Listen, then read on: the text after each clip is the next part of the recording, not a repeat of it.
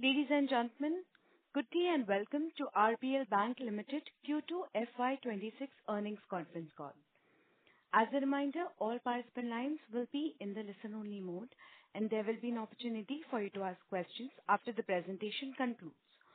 Should you need assistance during the conference call, please signal an operator by pressing star then zero on your touchtone phone. Please note that this conference is being recorded. I now hand the conference over to Mr. R. Subramanya Kumar, Managing Director and CEO of RBL Bank. Thank you, and over to you, Mr. Kumar. Thank you, ma'am. Good afternoon, ladies and gentlemen. Thank you for joining us here on a Sunday afternoon, especially during the festive season. We truly appreciate your time and presence.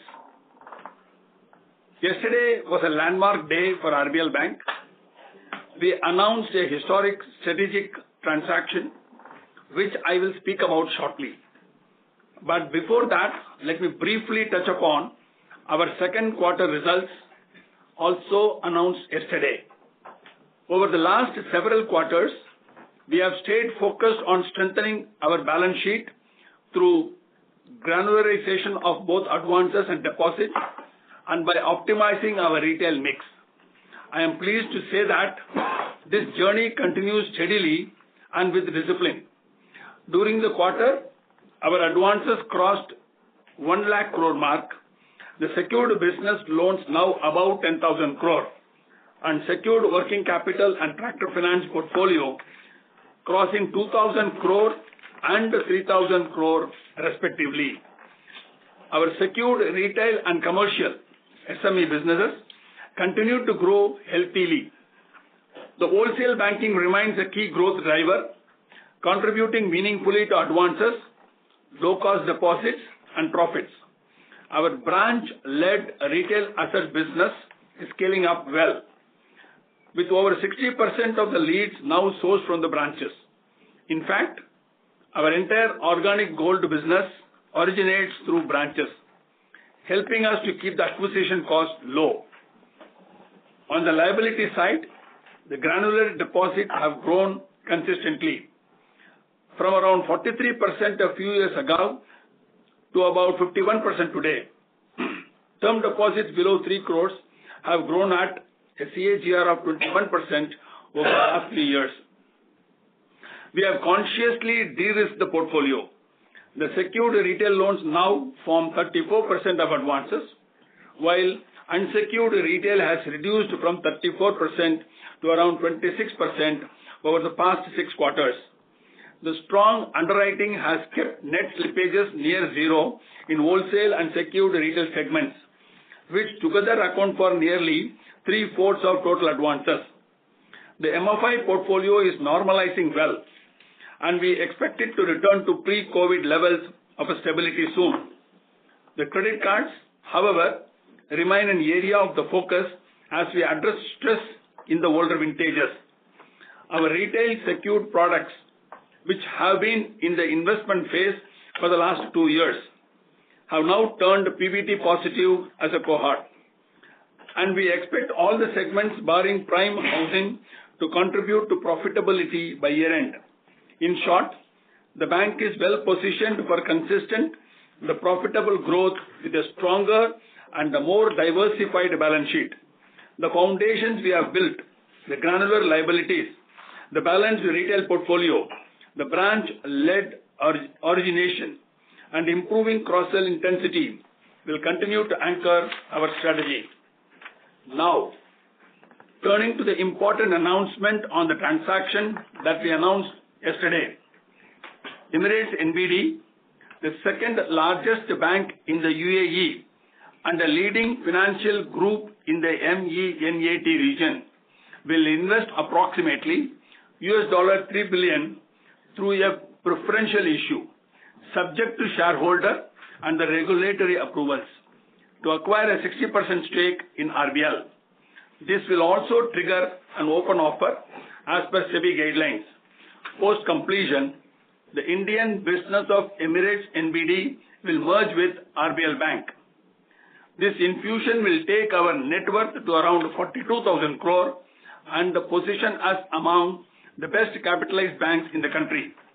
It enables us to accelerate growth across our existing businesses, invest meaningfully in technology, brand, and distribution, and create a stronger and more diversified income streams. Emirates NBD brings not only the capital, but also the deep global banking expertise, digital innovation capabilities, and access to the vibrant trade corridor between India and Middle East. This partnership marks the beginning of a new chapter for RBL Bank, a transition from stability to sustained growth, from selective participation to the leadership in chosen segments, and from being a mid-sized Indian bank to a future-ready institution backed by one of the most respected financial groups in the region. We believe this transaction will create a long-term value for our customers, employees, and shareholders, and reinforce our position in India's fast-evolving banking landscape. Thank you, and thanks once again to all of you for coming on a Sunday afternoon. Yeah, we can open up for questions. Thank you very much, sir. Ladies and gentlemen, we will now begin with the question and answer session. Anyone who wishes to ask questions may press star and one on their touchtone phone. If you wish to withdraw yourself from the question queue, you may press star and two. Participants are requested to use only handsets while asking a question. Ladies and gentlemen, we will wait for a moment while the question queue assembles.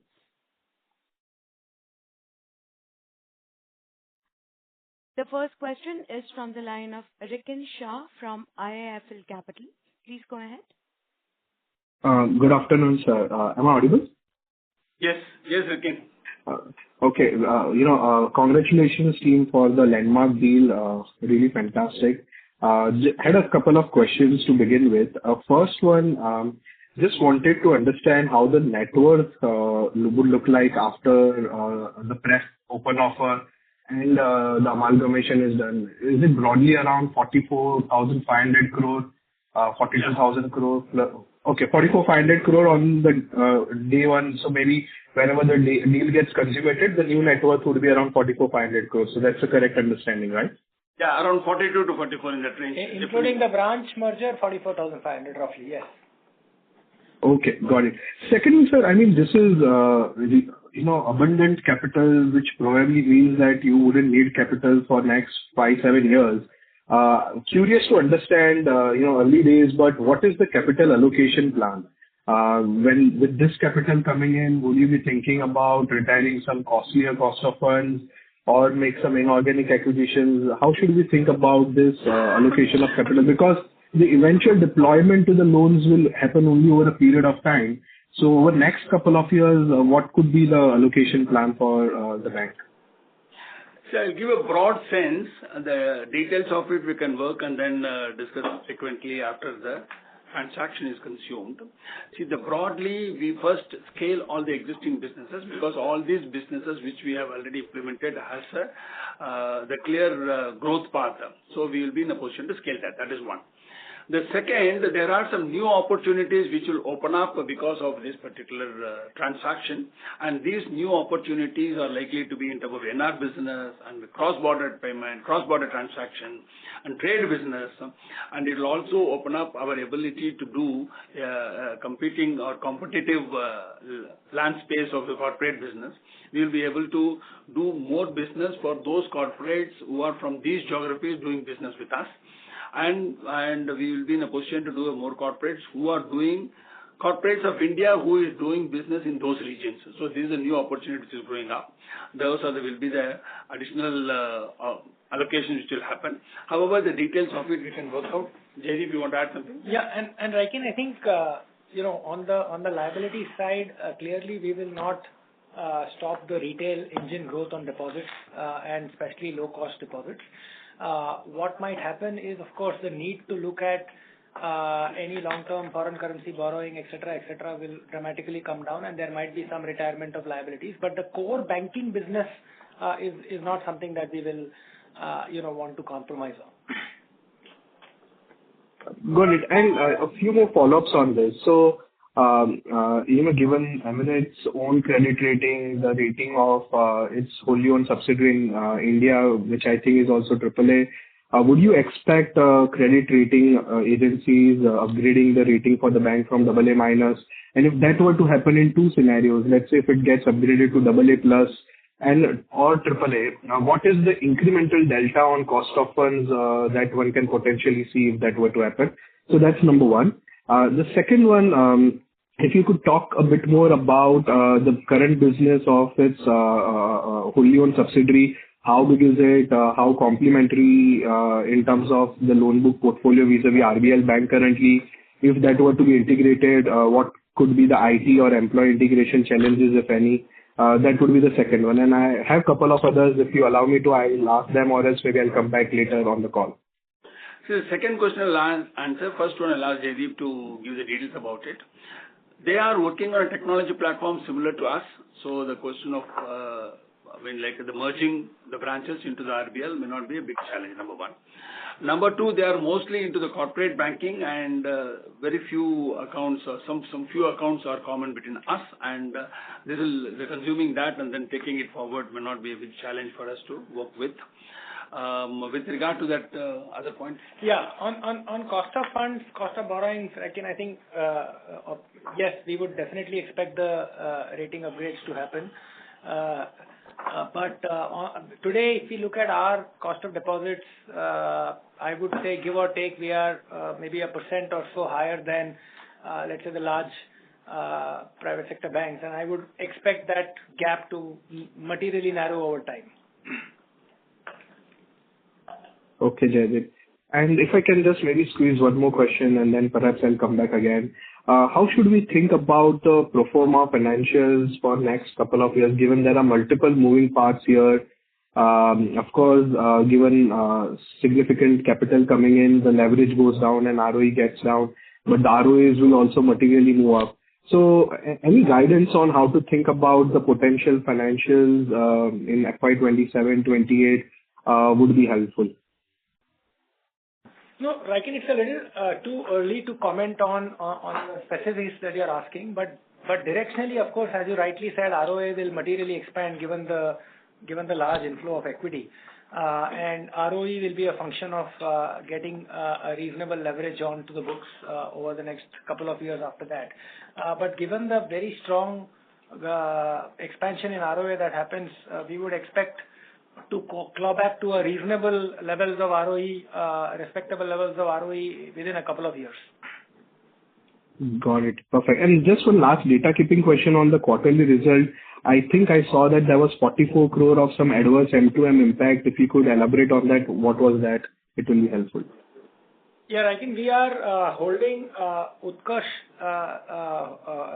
Small Finance Bank through the holding company, which subsequently will get merged. They declared, because of ECL considerations, the holdco declared a reduction in net worth, and that resulted in a mark to market, which happens once a year based on the audited financials of the investee company, of the holdco, and that is what resulted in a reduction of about 40 crores.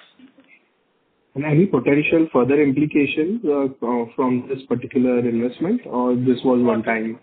We don't expect anything more. Got it. Perfect. Thank you, Jaideep, and thank you, Kumar, sir. Yeah, thanks. Thank you. Thank you. Thank you. The next question is from the line of Kunal Shah from Citigroup. Please go ahead. Yeah, thanks for taking the question. So, again, related to the deal in terms of the consumption of the capital, how frequent would that be? And maybe in terms of the growth acceleration from here on, obviously the capital would rise like almost 2.5, threefold. But in terms of the growth acceleration, how should we look at it? Or maybe we will look more at inorganic opportunity, because the entire machinery, I think we need to invest a lot into the machinery to get to those kind of a growth level. So ideally, how much time would it take for capital to be adequately consumed, and any inorganic plans? See, right now, when you look at the opportunities, we don't say that the opportunities for inorganic cannot be ruled out. Yes, it is also the one more. First, we are working out very deeply with regard to the organically how we can consume and grow multifold. Today, our capacity, which we have built it in respect of all the businesses and as well as the delivery machinery, will facilitate us to achieve a fairly higher growth level than what you have been seeing it for the last couple of quarters. So this is one. The second is that as we grow to our capacity, the capacity build-up will take place. Since we were able to establish all the product line, it is a question of only location and expanding it. That should not be a big challenge given our streamlined processes of capacity building. During the 2 quarters, after the consummation of the capital and other things, the growth will be accelerated. Thereafter, with the additional capacity, which is thoroughly done with, we'll be able to give little more accelerated one. Meanwhile, we don't rule out the opportunity for the inorganic, which we'll be keep looking at it. That is too early to comment exactly how this is going to fan out. Anything else? Yeah, I think, Kunal, one should appreciate the fact that this is an announcement, and I think the transaction consummation itself is a several months affair, which gives us enough time to plan over the next few months. So this is just the announcement of the transaction. Sure. So got that, but so maybe in terms of the capacity build-up which we have, what is the kind of growth? Like today, maybe this quarter we saw some acceleration out there, now getting towards like say 14-odd%.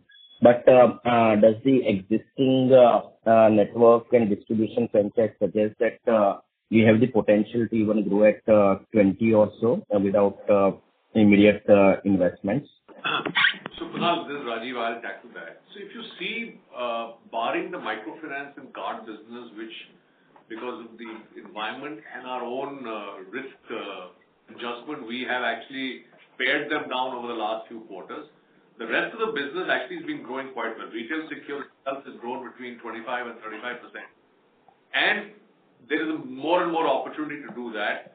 The wholesale business actually, where the machinery is the most well developed, which can actually grow a lot more, and that does not need, a significant addition. And perhaps this is also where, the cross-sell, the ability to do more business will actually become easier for us, not just in the long run, but in the short run too.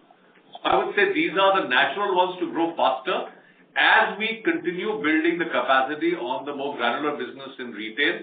And look, microfinance has come back, okay? And I think by the end of this quarter, cards will also start showing organic growth. So we should see a natural growth of the current structure of the business come back, in addition to what we can do in at least 3 out of the 5 businesses, plus what we can do by build-up of capacity. Sure. And on open offer, is there any limit? So today the open offer price seems to be almost similar to that of the deal price at 280. So maybe is there maybe if we don't get too much of an open offer, they would even be okay with just holding 60%? Is there any limit? I think anyway there is upper cap of 74% in terms of FI holding, which might not be crossed. But maybe on the minimum side, is there any benchmark, or maybe it can be even like say in low single digit if maybe if it's like say near to the deal price, yeah. No, Kunal, I think the open offer is a consequence of the preferential. I think the intent here is to look at a 60% pref. And as you rightly said, one would normally not expect anything materially in the open offer. But the construct is that there is a minimum 51% that will be taken up by ENBD, depending on the foreign shareholding in the open offer. But the idea is to be at somewhere in the 60% range, plus the branch merger, which will add another maybe 2% to the transaction. Got it. And the last question is on the write-off in corporates, particular as well as the MFI. So the accelerated one this quarter, is it more to do maybe getting closer to this transaction wherein there was an acceleration, or is there was anything specific? Yeah. No. This is the absolute business as usual. And that is not going to change even in the next couple of quarters. We have, as I am repeating, this is an announcement. I think the closing consummation of the transaction is going to take its own time. We will be on our natural, normal growth trajectory. So even write-off in the corporate almost like 140 odd crores. No, that was a very old NPA, Kunal, which had, become old enough for us to kind of do a routine write-off. There's nothing, it's a technical write-off. So there's nothing really to do with... 100% provided already. Yeah, it's just 100% provided NPA. Got it. Okay. Yeah, thanks. Thank you. The next question is from the line of Anand Dama from MK Global. Please go ahead. Sir, thank you for the opportunity and really congratulations for this deal. My first question was that, so this deal obviously came as a very positive surprise, but what is the rationale behind this acquisition by NBD? We could have actually grown. We were already on a recovery path. Possibly we could have grown on our own with some kind of capital infusion. That is number one. Number two, in the release you have said that there are regulatory approvals that you will require. So what is going to be the sequence of those regulatory approvals, and whether you will also need an approval of NCLT, because there is going to be a merger of the Indian subsidiary of NBD Emirates. Third, the broader construct of the NBD Emirates, given that basically, how do you see the portfolio reshaping for us? So for example, we are more of a retail and MSME bank at this point of time, less of corporate. Do you believe that the portfolio shape of the RBL bank in the future years to come under NBD would undergo a change, and we will actually be more of corporate than more of retail as such? Any early discussion which have happened on that, and if you can share something on that, that would be great. See, one of the biggest attraction of RBL is the retail franchise and the retail growth story which has been seen and its execution capacity, and at the same time not giving up its ability to grow in the corporate. This is the first basic principle, and the vision with the strategy will be built thereafter. It will be by scale for the existing business and addition of the new business. Then coming to your other point of saying that why the capital infusion, why not local growth? See, everybody has a greater aspirations and they're doing it. Given an opportunity, nobody would like to be a small mid-sized bank forever. And you know that small mid-sized bank has its own challenges.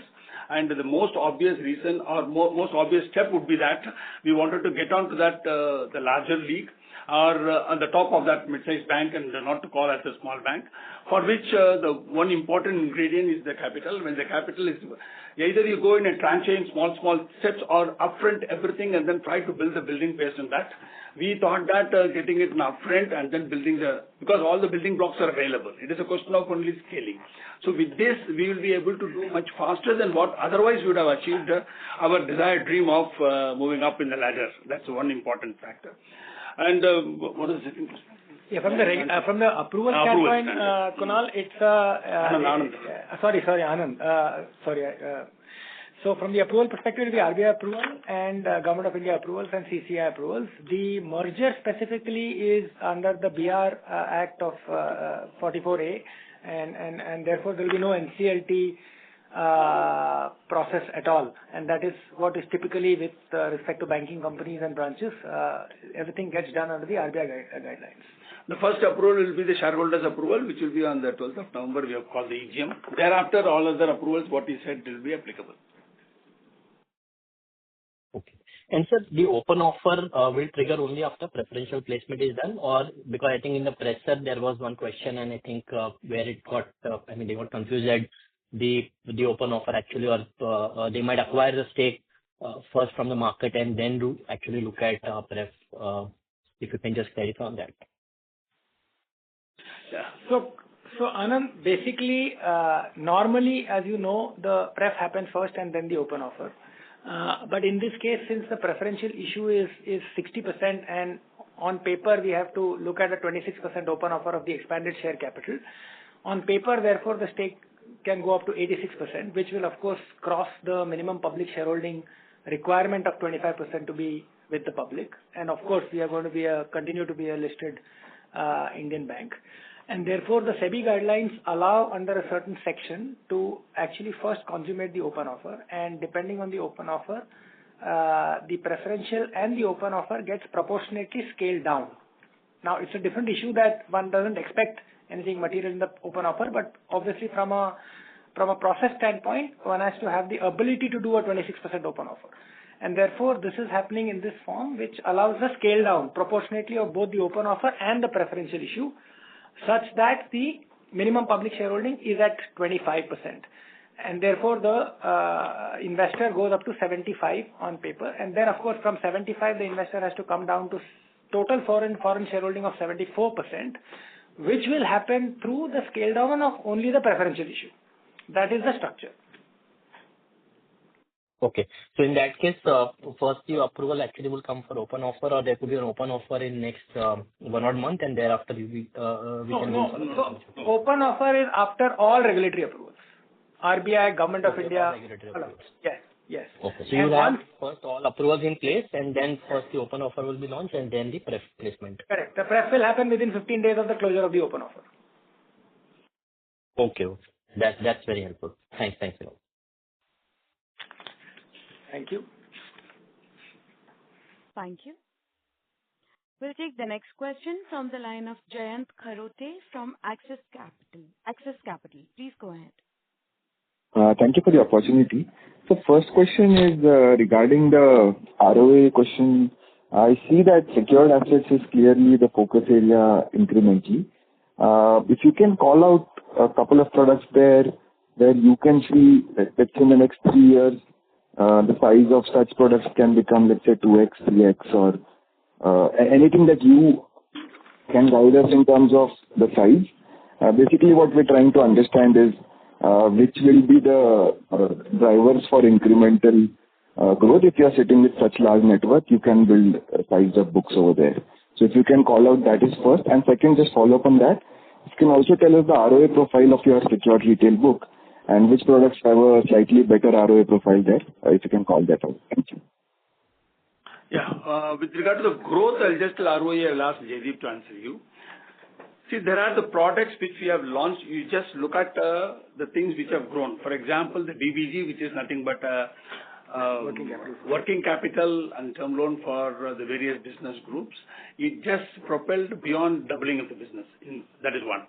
So it will continue to grow at that rate when the new network is coming, because the opportunity we feel is pretty huge in MSME sector. And second important thing where there will be a multiplicity will be in respect of liability mobilization with the distribution points getting doubled and tripled. That is one.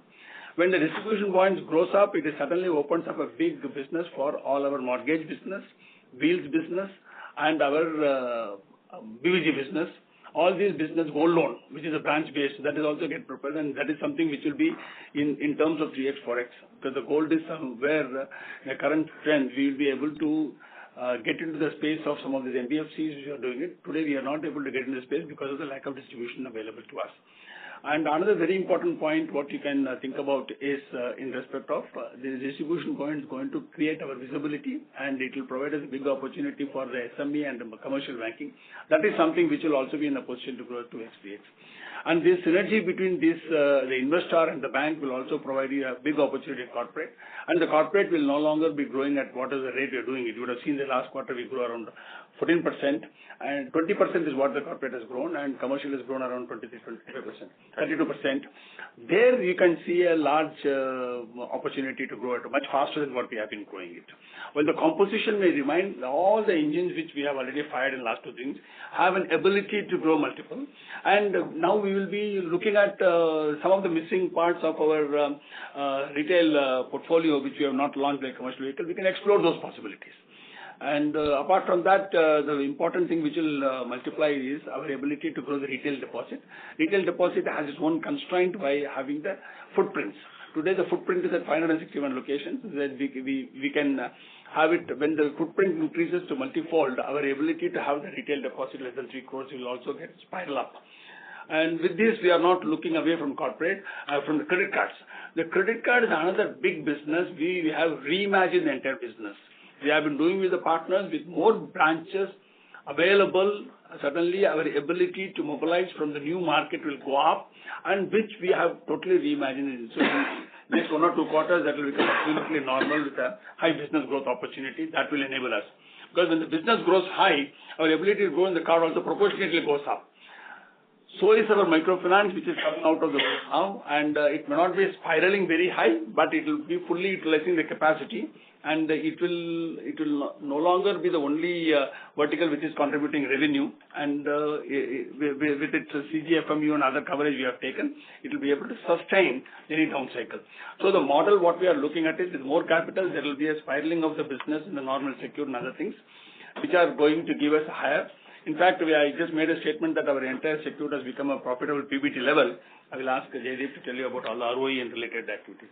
Yeah, Jayant, just to add to Mr. Kumar, basically, conceptually think about improving degrees of freedom, right? I mean, I think we are constrained today on cost of funds, and therefore we have certain choices on the assets. Those constraints begin to fall away, giving obviously, even with the same product segment, the opportunity to grow becomes that much faster. So that was one. On the question on retail assets, I think tractors is very profitable for us, followed by the other small AHL and small business loans. Prime mortgages is where the spreads are narrow, and which will take some more time for profitability. But as I said, that opportunity improves because over time we will expect to become far more competitive on cost of funds as compared to, let's say, larger peers over time. And that degrees of freedom is actually what really makes a big difference, because your risk-reward choices get influenced basis that. Thank you. So just if I may add a follow-up, it's clear that, the strategy will be distribution-led over the next couple of years. Fair to say that even if you get an optical bump up in the ROA right now, you would want to use that to invest in creating more long-term value through expanding? That's correct. Yes. Absolutely. Hello? Jayant, can you hear us? Hello? Yes. Yes, sir, we can hear you. Am I audible now? Yeah. So the answer to your question was yes. Okay. So any time frame, if let's say from 560 we want to go to 1500, 2000, any time frame in your mind right now? I think it's too premature. I'll repeat the statement that we made, that this is an announcement. It will take us several months to consummate the transaction. That gives us enough time to plan. Okay. So one more question, if I could squeeze in about the quarter. I see an inch up in the slippages in the credit card personal loan portfolio.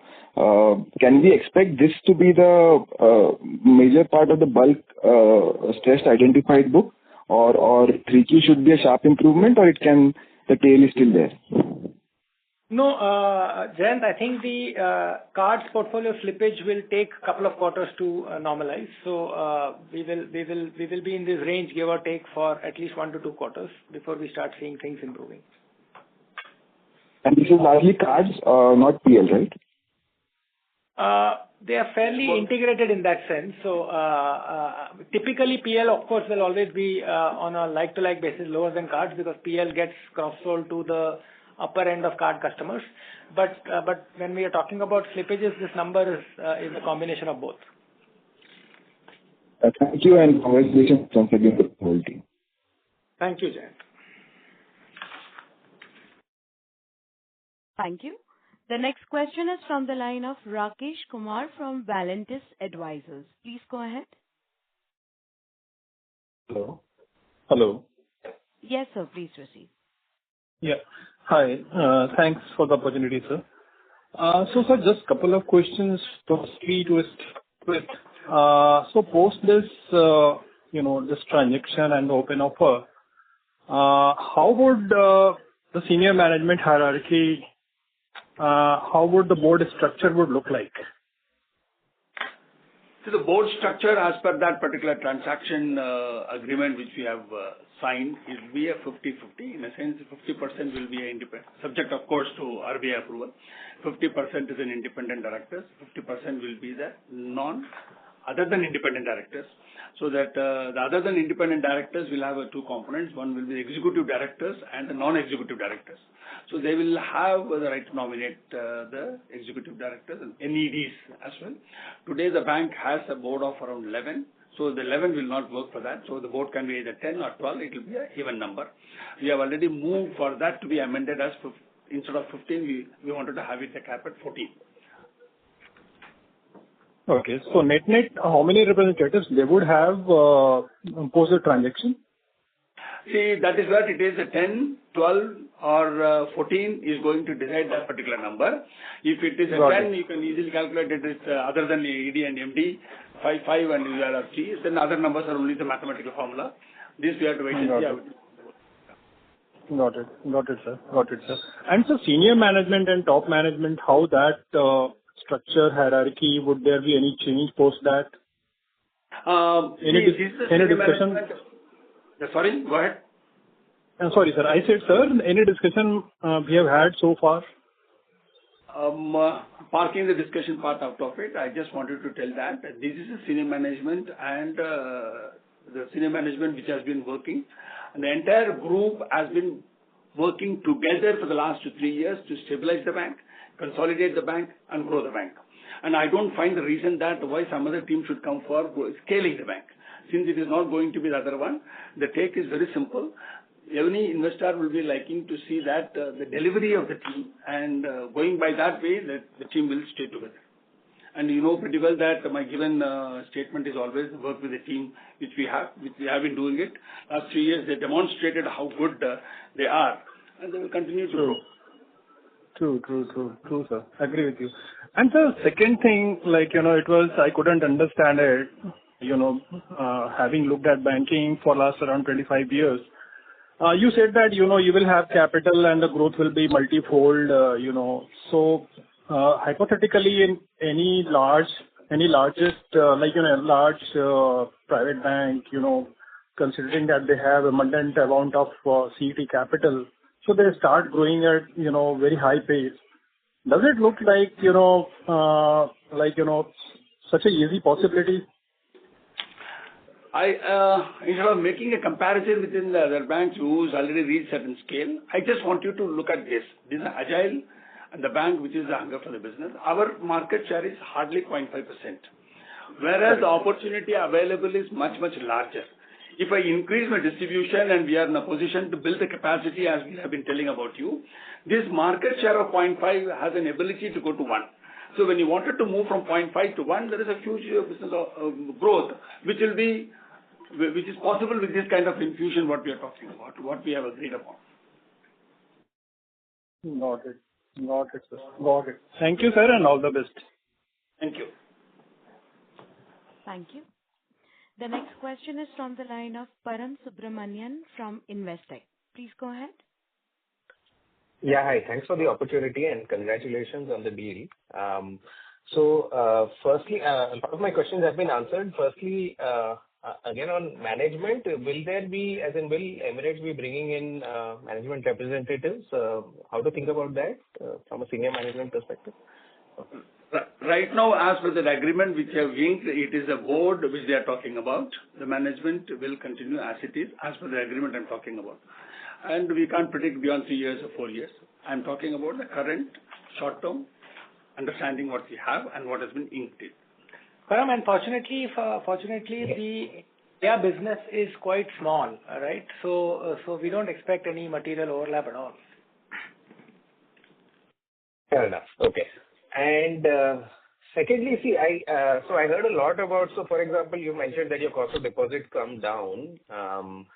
You're also a significant part of your balance sheet will now get equity funded. So I'm presuming it allows you to expand into a lot more products now that you couldn't do earlier. So from that perspective, would it be fair to assume that over next year or next couple of years, you can grow at 30% plus? I'm just putting a number out there, but on your loan book, would that number be broadly correct? Depending on the opportunity, this is something which is doable with my capacity which you have created. Yes, sir. So you also mentioned your doubling, tripling of branches, expanding new products. So some rough number we can work with from a growth perspective.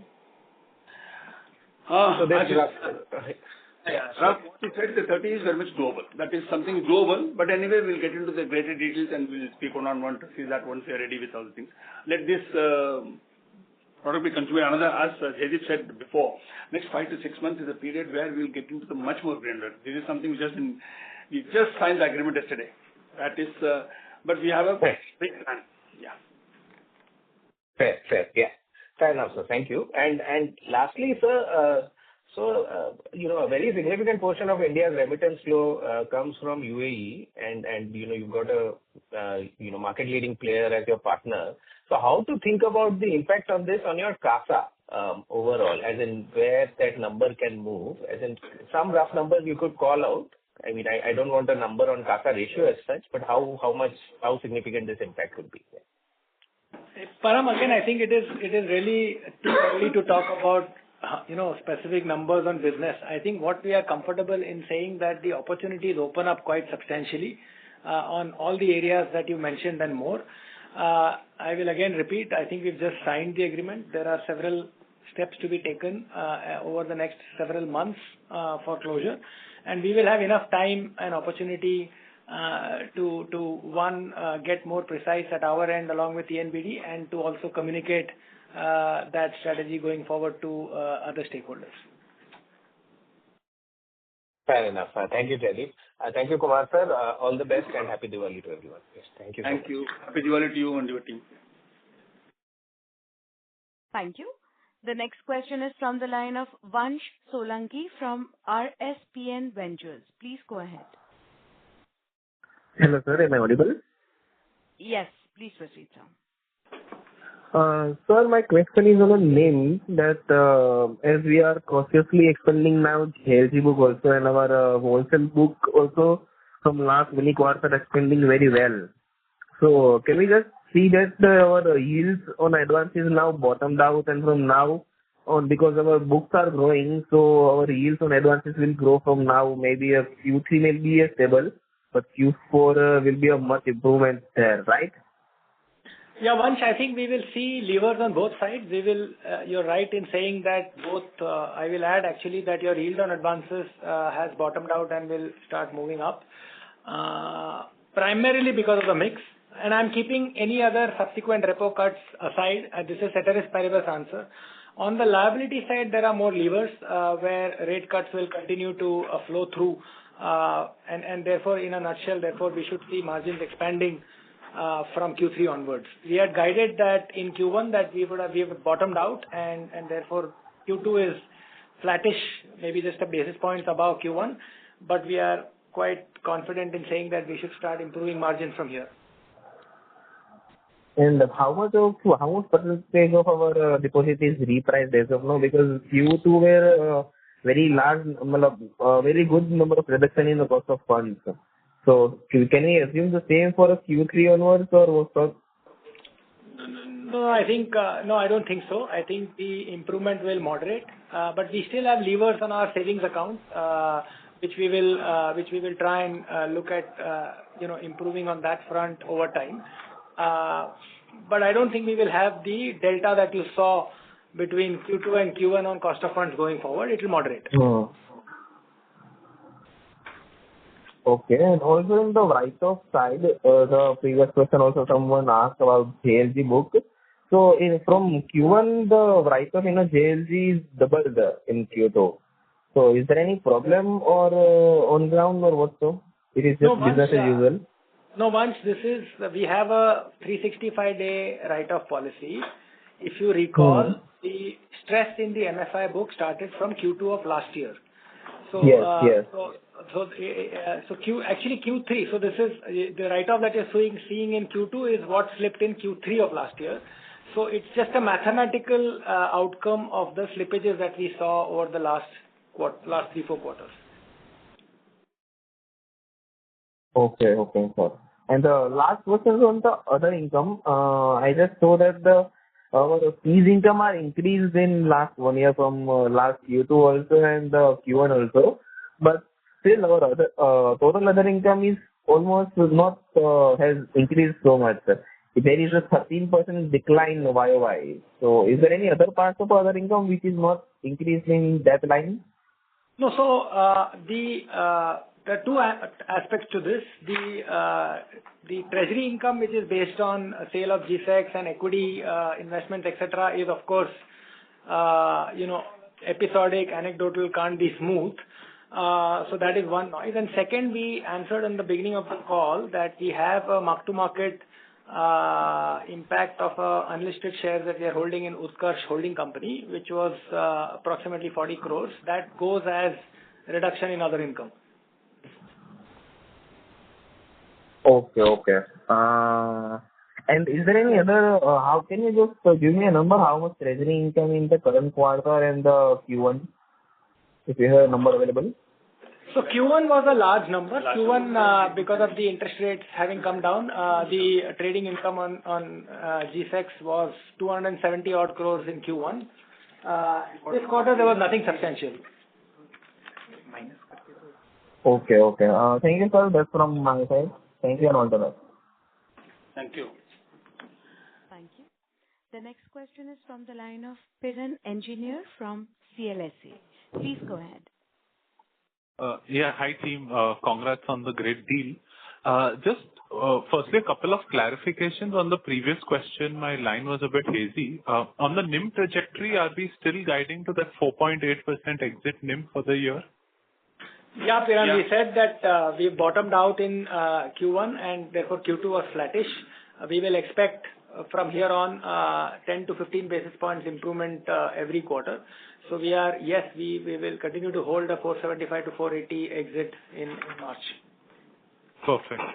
And also just broadly on credit cards, now the industry, including us, has been taking a lot of portfolio actions for the last 6-7 quarters.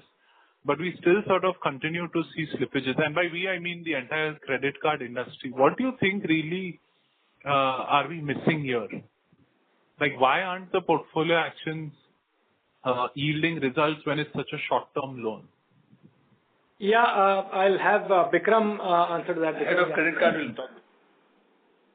Hi. So, the point that you're making is absolutely right, that at an industry level, we see some residual stress in the customers which were already delinquent. As we have said in our previous guidance, that any time when there is a rapid issuance, so if you were to see from 2022 till 2025, there has been a rapid issuance, and then some part of that cohort is still a bit painful. Now, thing with portfolio action is that whatever portfolio action that we have taken is already giving us a sense of relief on fresh incidents of defaults and resolution of fresh delinquencies. The residual stress is only in delinquent minimum paying customers in delinquent base.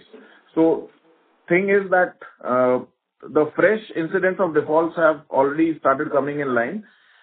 We would need, at an industry level, we would need about 2-3 quarters to deal with the existing delinquent book. Okay. So if you could just give us a sense, if say there are 100 customers who are delinquent, typically how many flow into NPA and how many flow back into standard? So, see, this would vary from which bucket do they stay in. Typically, what we see is that the customers who reach, 4 or 5 DPD, which is, so about 90% of them get resolved. And the trickle down is about, if we were to say that from a non-delinquent, the first time delinquent base to NPA, about 0.8% of the customers eventually land up in NPA pool. Okay, 0.8. Fair enough. And once you land up in NPA pool, let's say after a few months you recover that money, do you reinstall the original credit limit, or is it a reduced credit limit, or is it zero? Customer is typically underwritten fresh, and if it is looking like a very, rarely it would be that, will restore his limit to original. Mostly either it is a reduced limit or no restart of the relationship. Understood. Thank you. And just lastly on the open offer, Jaideep, you are explaining that if it crosses 75%, it will be toned down, the total shareholding. So just hypothetically, let's say to 20% is subscribed in the open offer, then your pref issue is only 53%, is it? No. Additional 2% goes to for the merger. No. So merger, first of all, is a subsequent action. So let's park that aside. The open offer gets scaled down proportionately. Both preferential and open offer amount will scale down proportionately such that the MPS goes back to 25.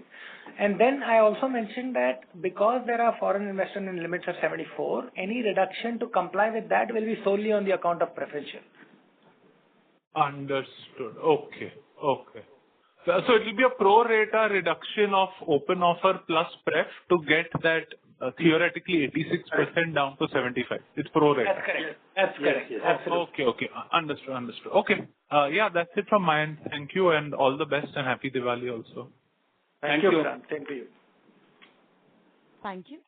The next question is from the line of Krishnan ASV from HDFC Securities. Please go ahead. Hi. Thanks for taking this question. I wish you all a very happy Diwali. Thank you. Congrats on the landmark transaction. And I'm just trying to understand a couple of things here. One, as a franchise, RBL has generally been handicapped. We have not delivered even a 14% ROE in our lifetime, right? And yet we have been able to land this transaction. This definitely augurs well for the rest of the banking system, I hope. But purely in terms of which handicaps will get addressed, because despite everything, NBD in its Indian avatar has not been able to do a lot. It's had a single branch. So just want to understand what capabilities is NBD likely to bring, because it's largely RBL's existing infrastructure which has to be sweated better, which has to improve its capabilities. So where are you likely to invest? So that's my first question. Number two, are there any covenants or restrictions on the existing management team that you can't, because of this golden handshake, you can't do anything? Let me just take the first one. ENBD has an international presence, which RBL lacks. So that is the one biggest positive plus, which will be in a position to be brought on table. Number two, ENBD is operating in a geography where there is a large Indian presence is there. So the Indian presence, the roots will always come back to India. So that is also going to provide a big opportunity for the RBL to reap upon. The third, there is a continuous remittance flow which comes from the GCC sector, which is the highest when compared to the entire Indian one, that's the highest. So right now, if you ask me that RBL's share of getting that particular payment business is pretty restricted or pretty limited because of our limited geography and other things. Now with this particular synergy which is going to bring up, there is going to be an acceptance of RBL as a bank for opening the NR accounts as well as for sending the remittance back. This is going to be another synergy. The third is that they are working in a geography where the large group of our Indian corporates are dealing with, which we have been not able to deal with earlier, and that is opening up a new opportunity for Indian corporates operating in geography, the corporates of UAE and GCC operating in India. So it is going to be a two-way channel which is going to provide us a bigger opportunity. And naturally, the bank distribution will expand because of, you asked about the gap. The gap was that our capital ability to raise a big capital, we can do always in tranches, 1,000, 2,000, 3,000 for doing the growth of that particular period. But this is upfront, we can have a large distribution which can be created, which will catapult or multiply our ability to grow in all the areas where we have done it. The second part of the question was with regard to what? Management and other things. Governance. In the sense, generally there have been precedents in the past, not just in India and elsewhere as well. But when financial institutions undergo landmark transactions, you want to at least address the behavioral issues. So are there any covenants that, are there any restrictions imposed that you can't overdo certain things during the interim, that you got to run it as business as usual? How do you address that? Yeah. No, it is pretty much business as usual. There will be some information requirements, etc., that might be required, but there is nothing which is of any significance which will have any constraint on us to live life business as usual in the interim. And of course, once the capital comes in, the opportunities that were just described. Great. Thanks a lot. And wish you all a very happy Diwali. Thank you. Wish you the same. Thank you. The next question is from the line of Shailesh Kanani from Centrum Broking. Please go ahead. Good afternoon, everyone. Thanks for the opportunity. Sir, congratulations on this deal. Not only it is good for RBL, but even for the country, $3 billion gets added to the kitty. So just one question, other questions are answered. So what is the return on equity that Emirates is looking at from their investment, and any time frame by which we would be reaching those levels? Right now, it is a growth capital which is being talked about, and nothing beyond as of now. So no number as such, if you can share? No, Shailesh, obviously the ability to draw business plans over time is still very premature. As I've said multiple times before, this is just an announcement. We will have many steps before we consummate the transaction, and there'll be enough time and opportunity for us to fine-tune our thinking and also communicate that to stakeholders over time. Just one data point. However, having said that, ENBD is running at about 19 to 20% ROE. So hopefully we'll get there. That would be great. Thanks a lot. Just a small question on the quarter. What would be a write-off pool from MFI and CCA? And this quarter, the recovery seems to be less from the MFI side. It is only 9 crores. So if you can throw some light on that. It goes in interest also. Yeah. So that was nothing unusually different from the last quarter. It is similar. And write-off is also, technical write-off is really a aging situation. So MFI gets technically written off over 365 days and cards over 120 days. So there is nothing unusual or different. The numbers reflect, in MFI's case, what would have happened 4 quarters back, and in cards case is just 120 days. And JD, what would be that pool? Means if you can quantify that pool, return of pool? In MFI? Yeah, both. MFI should be a couple of thousand crores. Return off in this quarter, you are saying? Only this quarter? No. In general, return of pool. So just getting some gauge into the recovery if that can be accelerated, because we have done good return off in last 12 months. Yeah. About 1,500 crores of pool in MFI, which has been technically written off. And how would, if you can throw some light on the recovery from this pool? See, normally the recovery is in the range of around 0.6 to 0.8%. However, the efforts are per month.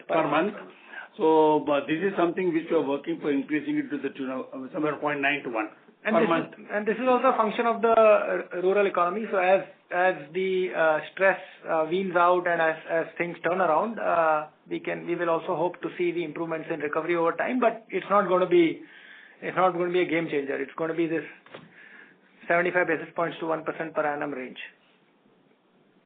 Okay, fair enough. Understood. Thanks a lot and best of luck, sir. Thank you. Thank you. Thank you. Ladies and gentlemen, we'll take the last question for today from the line of Jay Mundra from ICICI Securities. Please go ahead. Hi, good afternoon, sir, and congratulations on the transaction. Sir, only one question. If you can share your preliminary thoughts on the ECL transition. We have had, we have portfolio which is inherently more risky, has more PD and almost very high LGD. Based on the draft guidelines, if you would have, how would it impact the running credit cost and maybe the one-time transition? Thank you.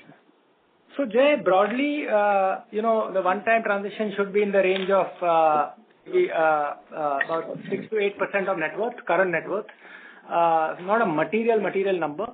So that's one. And I think the impact on an ongoing basis would be that because in terms of credit cards, for example, we have pretty much full provisioning in 120 days. I don't see that as a material impact on an ongoing basis. I think we will have some increase in wholesale book because trade finance book gets added from a standard asset provisioning perspective. So my rough estimate should be that the 40 basis points that we have today maybe goes up to about 60 to 65 basis points. Sure.